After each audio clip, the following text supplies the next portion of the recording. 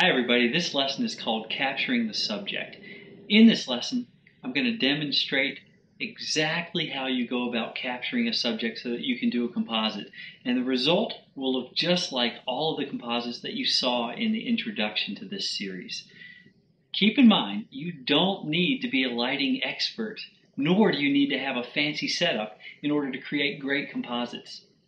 Everything we're doing in this video tutorial series and everything that you see in the composites that I've done has been done in a basement with a basic 3-light setup and a white seamless backdrop. So what's the most important thing that you need to know about lighting? Well, it boils down to one simple concept. The bigger the light source and the closer the light source, the softer the light. The farther away the light and the smaller the source, the harder the light. So as long as you keep that concept in mind, you know that you can always create softer light by moving your soft boxes in close to the subject or by working with large soft boxes. If you want something that's more edgy, a little harder light, all you need to do is move your light source back or work with a smaller soft box. When it comes to compositing, your light setup is going to be pretty consistent from shoot to shoot. In this example, I'm working with Westcott TD6 continuous lights. But whether you're working with continuous lights or strobes, the arrangement of the lights and the modifiers that you're using on the lights are going to be virtually identical. So what I use for my edge lights are 12 by 36 strip banks with no diffusion material and egg crate grids to really focus the light along the rim of the subject. My main light tends to be something like a 36 by 48 shallow softbox. In some cases you can use an octabank.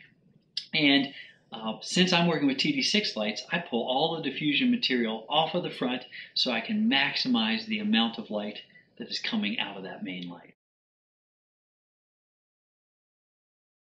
When it comes to thinking about a backdrop for compositing, you always want to go with something that is white and seamless. Just make sure that you are able to get that seamless backdrop high enough and wide enough so that your subject isn't coming off of the backdrop. Otherwise, white seamless is all you need, and you're going to place the subject in the lights so that that white seamless backdrop actually drops to a very light gray. The light gray is going to make it much easier to extract your subject when you get into post-production. At this point, you might be wondering, why are we using a 3-light setup? Well, there are two reasons for this. First of all, the edge lights make it much easier to extract your subject from the background. Second of all, having a light source that's coming in from both sides as well as the front of the subject means that you can drop that subject into almost any background and create a believable composite. So as I mentioned, in today's setup, we're shooting with continuous lights. So you might be wondering, well, why would you use continuous lights versus strobes? Well, let me tell you the advantages and the disadvantages to each.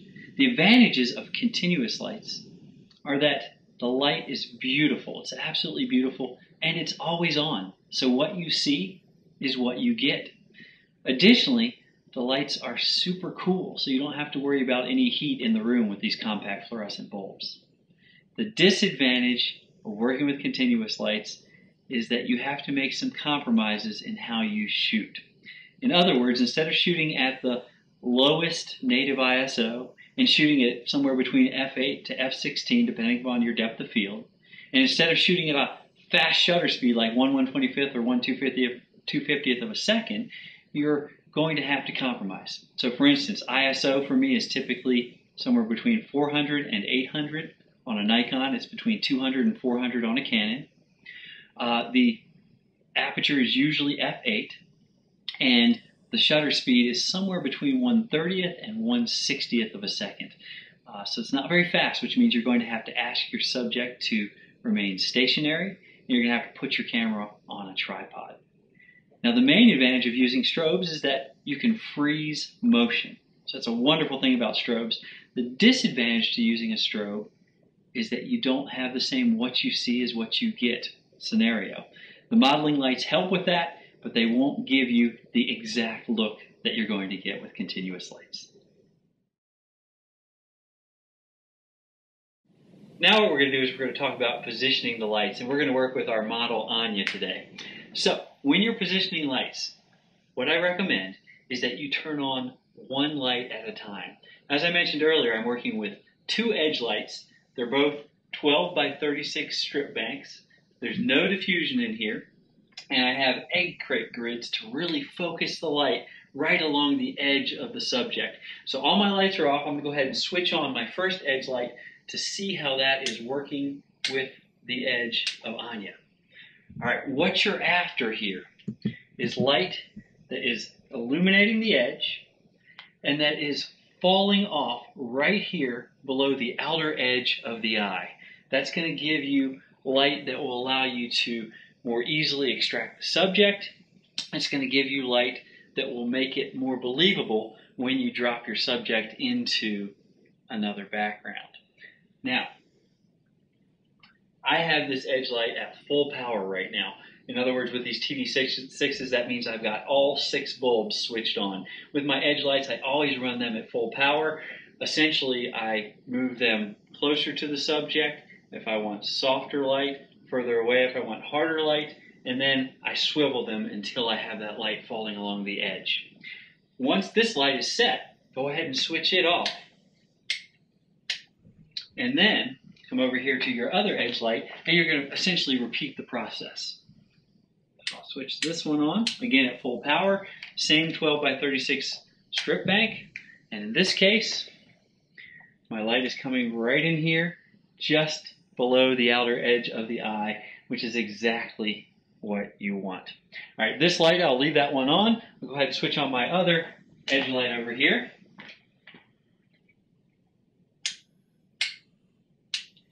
And now, let's take a look at how we're going to illuminate using the main light. All right, so we've set up our edge lights. Now what we're going to do is work with the main light. Now the main light is essentially a light that is used just to fill in the front of the face. The edge lights are actually the most critical lighting elements in this setup. But the main light is going to just fill in the light, or the front of the face with some light, and sometimes you're going to want something that's a little bit darker, sometimes you're going to want something that's a little bit brighter. You can, of course, change that by positioning the light. But with these TD6s, you also have the ability to switch off some of the bulbs. So I'm going to go ahead and turn all of these on and let you take a look at how this looks. So this is all 6 bulbs switched on. That's filling in the front of the face nicely. It's actually a great look on Anya. However, in some cases, I might go with something where there's a little bit less light on the front of the face. So I might come in here and switch off one of the switches, which will turn off a pair of the bulbs. You'll also notice with this main light that in this case, I'm working with a 36 by 48 shallow softbox. This is a great light for the main light, but by no means do you need to limit yourself to this particular softbox. You can go with a whole variety of different softboxes for your main light. Also, in this case, I'm working with a main light that is completely undiffused. I have nothing but the bulbs in there, and that's because I want the intensity that's coming off of these TD6s. Usually, this light is going to sit either right next to my lens, or in some cases I'll position it right up on top of the lens, but it's primarily right in front of your subject. Another thing to think about, you want to make sure that you position your subject so that they are a distance away from your white seamless backdrop that will give you the ability, as you capture here, to capture that white seamless backdrop as a light gray. Light gray is the ideal tonal value for your backdrop. That's going to make it easiest to extract the subject. All right, let's talk about the camera settings that you're going to use for this shoot. In this setting, we have the TD6 lights. In my perfect world, I'd be shooting at the lowest native ISO for my camera. So I'm talking Nikon, that's going to be ISO 200. Canon, that's going to be ISO 100. In terms of aperture, f8 is your sharpest aperture, so that's great as long as your subject isn't creating a lot of length or a lot of depth in the scene. If they're creating a lot of length or depth, you're probably going to want to go to something more like an f11. f13, f14 to get that extra depth of field. Shutter speed, ideally, you're going to have a nice fast shutter speed that's going to grab the motion. So, 1/125th of a second, something like that. With the TD6 lights, because they're bright but not super bright like a strobe, we have to make some compromises. So rather than being able to shoot at the lowest native ISO of my camera, I'm going to normally be shooting with my Nikon here somewhere between ISO 400 and 800. With a Canon, that's going to be somewhere between 200 and 400 for the ISO. Try to keep it as low as I can, but I need to push the ISO a little bit so I can get a little bit faster shutter speed. Normally, with these TD6 lights, I will shoot at f8, which is a beautifully sharp aperture. Occasionally, I do need more depth of field, but as you know, when you go to a higher aperture number, which means a smaller opening, that is going to reduce the amount of light getting in.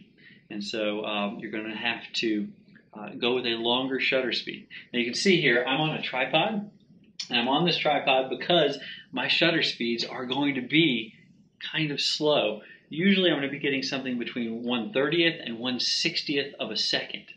Because I'm getting those relatively slow shutter speeds, I'm on a tripod and I'm asking Anya, or whatever subject you're working with, I'm asking the subject to strike a pose, take a breath, and hold that pose. And then I usually shoot in continuous high mode so that I can pop off 3, 4, or 5 frames, so I make sure that I grab them at a moment when they're completely stationary and when their eyes are open and everything is working together.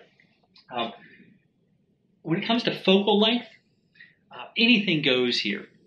I tend to shoot with a 24 to 70 millimeter lens. Certain individuals like Joel Grimes, who does some great compositing work, he loves to shoot all the way out at 24. So pretty much anything goes, but I'm generally working somewhere between 24 and 70. If you have, my camera is a D300, it doesn't have a full frame sensor, so my 24 actually translates into 36. My 70 is more like 105. But keep in mind, as long as you're in that focal range, somewhere between 24 and 105, you're going to get a nice look to the subject. When you're shooting for compositing, believe it or not, you don't necessarily have to have a focal length in your studio shoot of the subject that is the same as the focal length of the background that you're capturing. I've done shoots where my background has been shot real wide, like maybe 18 or 24 millimeter, and I've shot my subject at say 60 millimeter, and the composite has worked. Perfect world, you're going to have the same focal length between the background shoot and the subject shoot, but it's not necessary. So just keep that in mind, that you don't have to match those two. One thing you want to be aware of, though, is that if you include the feet in the shot, that is a time when it's a really good idea to try and capture with a fairly similar focal length, and also a camera height and a camera distance that is going to be consistent between the shoot here with the subject and the shoot with the background. So when you include the feet, it's a little bit different. You need to be more consistent in your height, your distance, and your focal length. Now we're actually going to take a few frames of Anya here. And as I mentioned earlier, I'm on a tripod as I'm doing this. I also have a cable release here. I want to keep everything as stable as I can. She already knows how to model and how to hold a pose. We're going to be doing a basketball composite right here. And so I'm going to frame this scene up. As I frame it, I want to make sure that, go ahead and hop into that first sort of, there you go, yeah. All right, so as I frame it, I want to make sure that I have a nice framing, something that feels comfortable and natural to how I like to shoot. I tend to like to shoot pretty close. Some cases I'll actually go in and crop the head, but what I'm going to do is start shooting here where I'm not cropping the head. I'm going to shoot a few frames like that, and then I'm going to go in tighter and do a little more cropping. All right, so let's see here. That's looking pretty good. Because of the light scenario, right now I'm at ISO 640. I'm at f8, and I'm at a 30th of a second. So I'll make sure that my model holds the pose. I'm in continuous high shooting mode, so I'll go ahead and pop off 3 or 4 frames right there to make sure that I grab her just the right moment. Now I'm going to zoom in a bit more tightly. Fire again. Okay, and then I might even go a little tighter than that. Always making sure I'm grabbing my focus right off the eyes. All right, Anya, now go ahead and change that. I like that pose, but go ahead and change that expression up a little bit if you would. Maybe you're right now you're sort of contemplating the big game. Yeah, that's good right there. Contemplating the big game, getting ready to go out on the court. All right, I like that. So go ahead and hold that.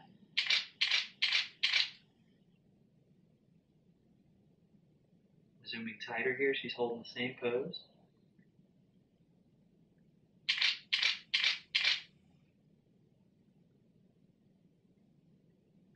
One more here.